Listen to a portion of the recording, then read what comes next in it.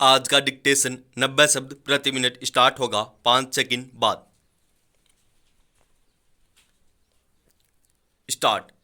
टीकाकरण की कमान एक बार फिर केंद्र ने अपने हाथ में ले ली है और इसका पहला कदम यह है कि अब 21 जून से 18 साल से ऊपर की आबादी को टीका मुफ्त में लगेगा।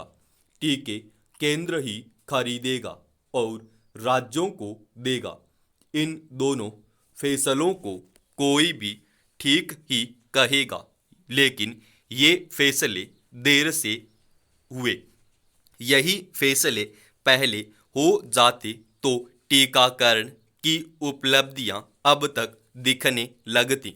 हकीकत यह है कि टीकाकरण अभियान को तरह तरह की मुश्किलों से जूझना पड़ा है। ज़्यादातर राज्य टीकों की कमी झेलते रहे। इसका बड़ा कारण नीतिगत फैसलों को लेकर असमंजस ही रहा होगा। टीकाकरण को लेकर केंद्र और राज्यों के बीच तालमेल की कमी भी रही। राज्यों को केंद्र से मिलने वाले टीके का मामला हो या टीकों के दाम का सवाल, सब में पारदर्शी नीति की कमी दिखी। टीकाकरण की नाकामी को लेकर केंद्र और राज्य एक दूसरे पर आरोप जड़ते रहे, जबकि बेहतर यही होता कि केंद्र और राज्य टीकाकरण को लेकर समन्वय की नीति पर चलते।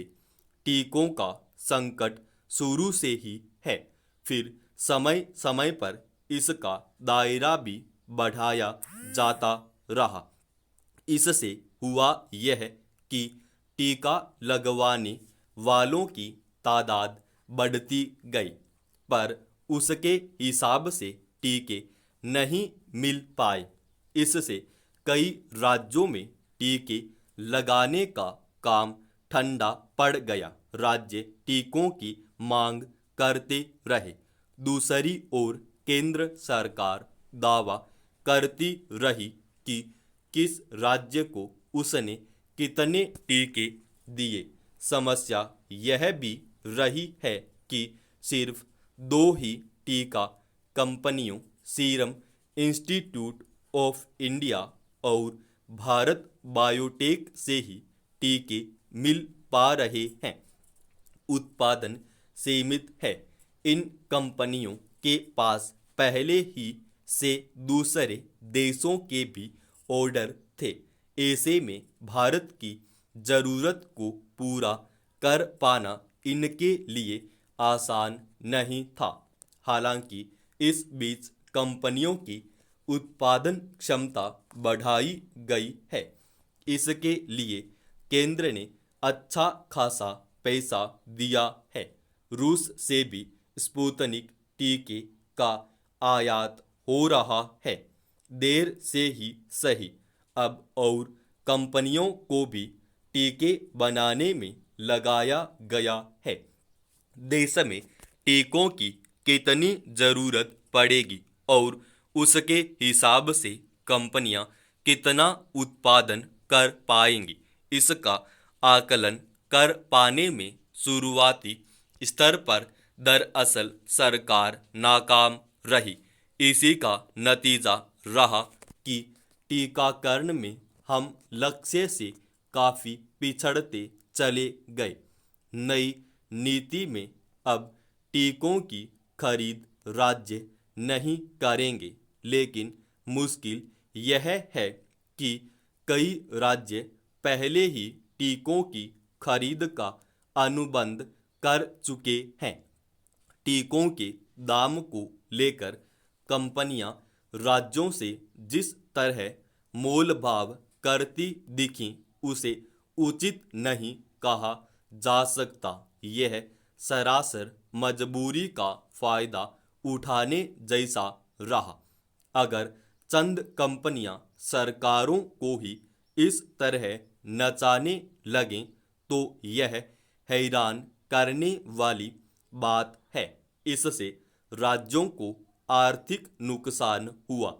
सवाल है कि आखिर केंद्र ने यह जिम्मेदारी राज्यों पर डाली ही क्यों थी।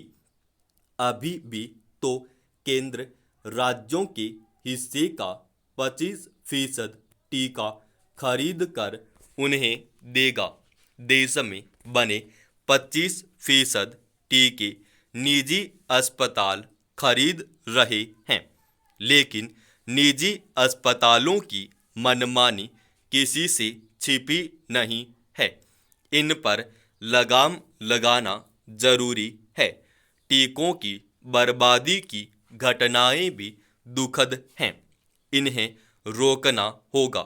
सरकार की टीकाकरण नीति, टीकों के दाम, राज्यों को टीकों का आवंटन जैसे मुद्दों पर सुप्रीम कोर्ट ने जिस तरह सरकार को आड़े हाथों लिया और सवाल किए, तभी केंद्र सरकार हरकत में आती दिखाई दी। बहरहाल अब तक जो भी हुआ हो, लेकिन अब केंद्र और राज्यों की पहली प्राथमिकता जल्द से जल्द टीकाकरण निपटाने की होनी चाहिए। समाप्त।